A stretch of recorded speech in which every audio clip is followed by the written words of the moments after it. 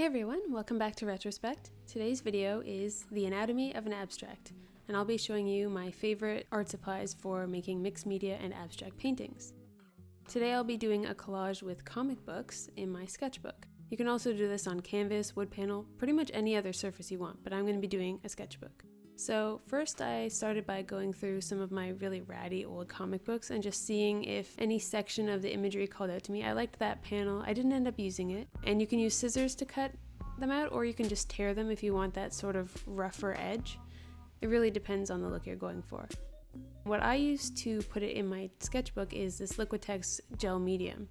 And at the very bottom there it says collage adhesive. So it's good for all of those purposes, but I most often find myself using it for an adhesive.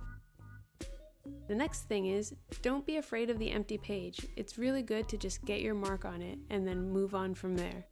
Don't be afraid to ruin your page or ruin your canvas. You can always, especially with abstract painting, you can always go over it and change it and tweak it until you find something that works. And here I'm just sort of loosely covering the back of this piece of comic book and then going over it again with the gloss medium. I'm using a nice big brush. You can always obviously use a bigger brush. This is actually maybe a bit small.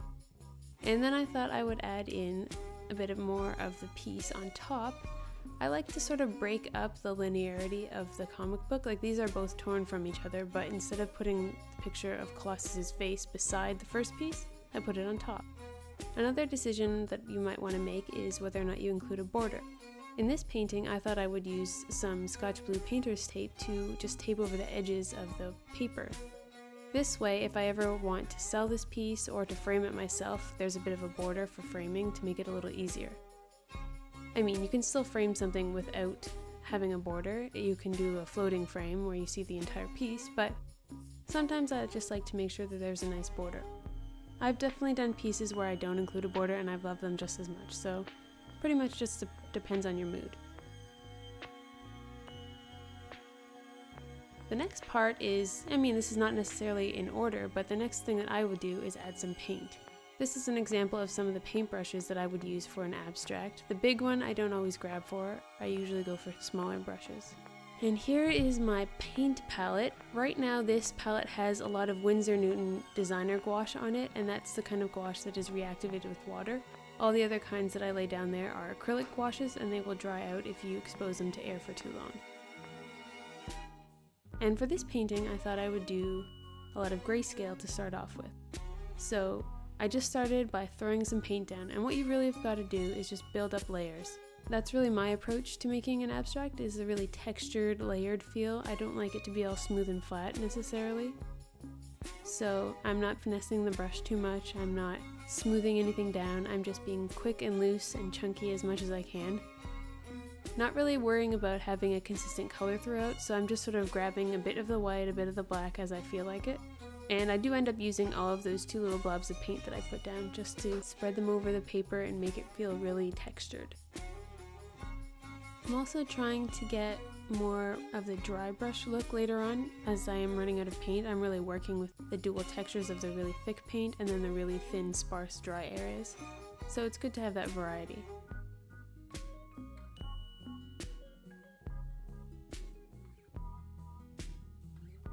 Another thing you might want to consider is if you want to approach this painting with a color palette. I wanted to play off of the bright colors in the comic books with a lot of black and gray in the background. But then I decided to add in some very bright colors, but just a few hits of colors. So I started off with some red, and then I went through some of my pots of pre-mixed paint that I have just from existing projects. This pink I've used for other things. This red is just a kind of a red that I like to mix up with a couple other paints that I have. And again, same with the blue and all the other ones. These are all pre-existing paints that I've worked with before that I like the color mixing of.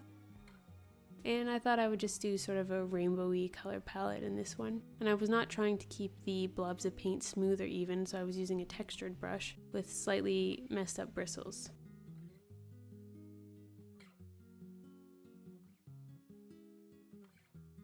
I didn't even really bother to wait for the paint to dry. I just sort of mushed it all in there, and if any of it got kind of mixed up with the other paint, that's fine. I worked with it. I also think it's important to play with scale. So while some of these blobs are quite large, I decided it would be important to go in with that green brush there and just do really tiny blobs of the green just to give a sense of size and changing it up a bit and make it feel a bit more varied. And then I even broke away from the sort of circular-ish blob at the end and started doing just sort of smushing the paint onto the paper at the end with this dark blue color, you'll see. There is no planning for this. I had some vague ideas as soon as I started going, but I had no plans whatsoever for this. I just sort of fly by the seat of my pants when I make these paintings, and that's what's so fun about them. You don't have to stress about, oh, what am I gonna make? What am I gonna paint? What subject matter? You just go with what calls out to you. I liked that comic book panel with all the wham, bam, slam, thud, crash, and all that. I thought that was great. So that was my starting point, and I just went from there with whatever called out to me. Texture, I think, is a really great way to make a mixed media painting feel exciting and visually interesting, and I like to go in with more than just paint and paper. So here I'll show you some really great tools that I use, not all the time, and I don't use all of them in this piece, but that are really great options for adding texture. And this is an oil-based charcoal pencil, and it's really great for adding kind of like a crayon-y texture, and it gives a really good scribbly texture, as you'll see. Gel pens are really useful. They're not just for scrapbookers, they're great for going over things that are hard to layer on top of because they're so opaque. The white gel pen especially is great for other types of paintings, for adding highlights and stuff. If you watched any of my November painting videos, you'll see that I use the white gel pens a lot to add highlights. So you'll see that this pink even shows up on the black areas that I'm coloring. That's because it puts on so much pigment, and that's why they're really useful.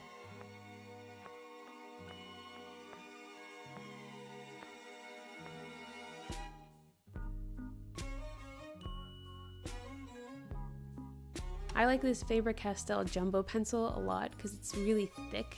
It's like twice the diameter of regular pencil, so it's great for throwing down kind of clumsy, messy, gestural strokes, as you'll see I'm doing here. And graphite is a great way to add some more shine and texture to, like, especially the gouache dries to such a matte finish, so it's really nice to contrast that. The Sharpie peel-off China markers are not just for writing on your mom's Tupperware, they're also another cool thing to experiment with. They're kind of similar to crayons again. They give you that kind of sticky, oily, greasy surface, but they're great for adding scribbly stuff. And this unit paint marker is the smelliest damn thing I've ever smelled, and it's so hard to open, and I always have to use it with a Kleenex because, as you'll see, it smears everywhere when I open it. I don't know, my hands can't do it. It's so hard to open. But smell aside, it makes this really great, very shiny, very opaque black that I just love working with. Even after it dries, it retains that kind of glossy finish to it, which is really great in contrast with the other textures. But it does smell very bad, and it makes me feel like my brain cells are dying, but you gotta sacrifice for art, I guess. Or, you know, you could just use it in a well-ventilated area. That's a thought. This is one of my other favorite art supplies. It's the Pentel Pocket Brush Pen, and it's really great for adding very painterly, very inky lines that have more gestural feeling than like a fine liner or a pen.